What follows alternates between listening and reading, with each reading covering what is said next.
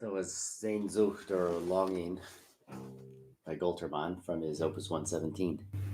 3 lyrical pieces.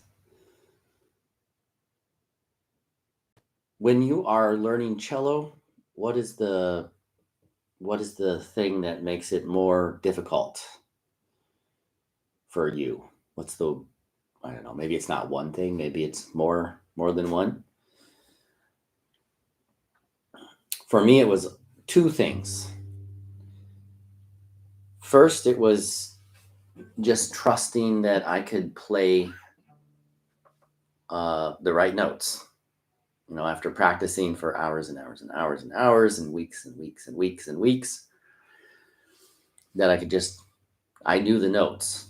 Funny thing is, I do know the notes, and then I have such a low opinion of myself that I start to play and I question pretty much everything I do. And it doesn't matter if I'm playing by myself or if I'm playing in front of a camera, but it's often worse when I'm in front of the camera.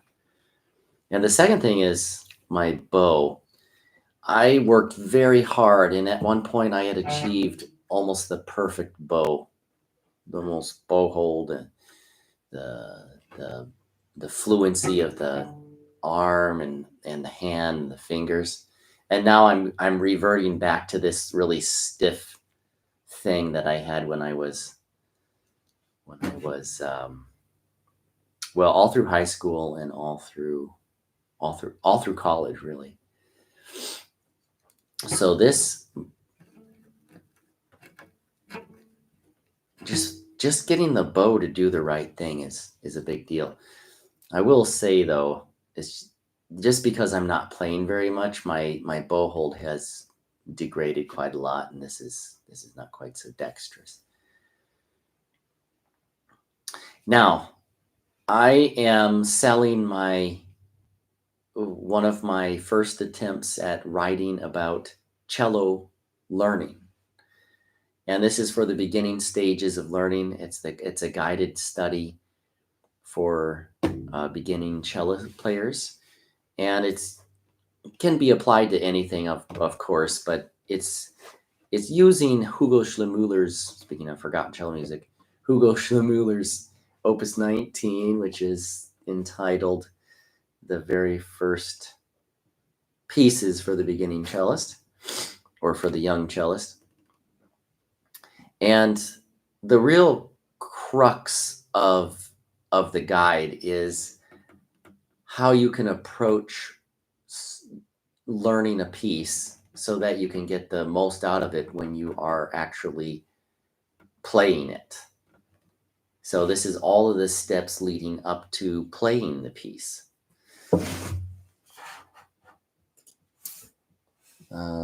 I was going to write something down, but then I remembered I didn't include chat replay, whatever they call it. So it doesn't matter if I write anything there. It won't show up because I didn't check the box. You can get it by asking me about it. I have a PayPal account. You can send $10 there. PayPal.me/traveling cello. It's in the description.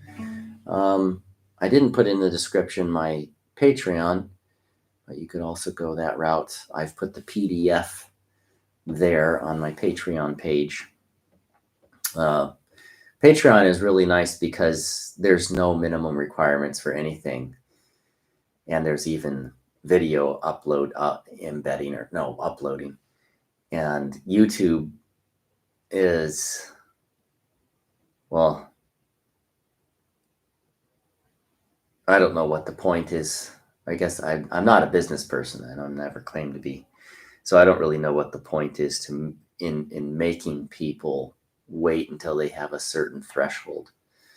Because I'm certainly never going to achieve that. It's been many years already since I started, and I have gained about, let's see, when I actually started this, I had 32 subscribers, and now I have 349. I did have 350, and then the last upload I put up somebody, I've had over the last 6 months alone, I've probably had one unsubscriber for every, 20 subscribers or so, which is a pretty high percentage. Not a mathematician, was pretty high percentage. So what is Here's one thing that I would do as a beginner to make sure that my hand has the strength and the shape. learn the piece pizzicato, but with your left hand, because left hand pizzicato. Look at that. Just look at my hand. Do it yourself right now. Get your cello out and do this. What do you notice about your fingers as soon as you left hand pits? Can you pits like this? Can you pits like this? I guess you can, but as soon as I do that, look what happens. It's all tight here. It's all tight here. But look what happens when I'm relaxed and my fingers are rounded. My thumb is under my second finger.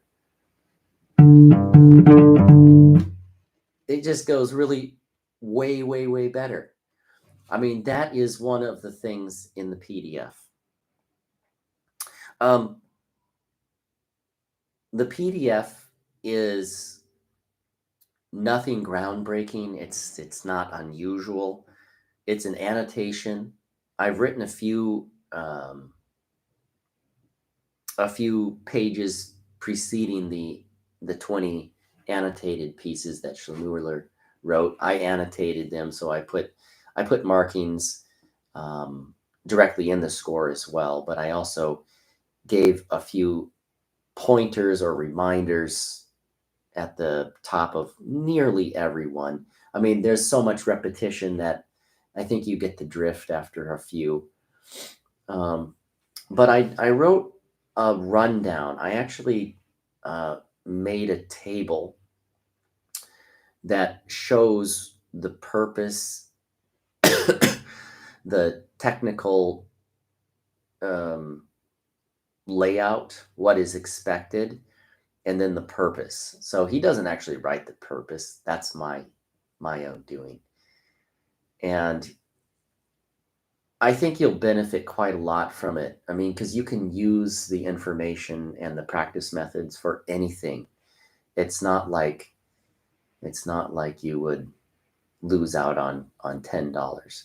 And besides that, I am trying to raise some money so that I can improve my situation here, and perhaps, just maybe, I could get myself a better camera so I have a better experience, and just maybe I get a camera that I could hook up a nice little microphone to, that would directly hook up to plug into either my audio interface or my computer. I don't know really how everybody does it, but I suppose it's one of those two. So paypal.me/traveling cello. Thanks for watching. I hope everyone has a very Merry Christmas, in case I don't see you or I don't do a live stream or upload anything. I do have one video that I made, and I hope to upload it before Christmas.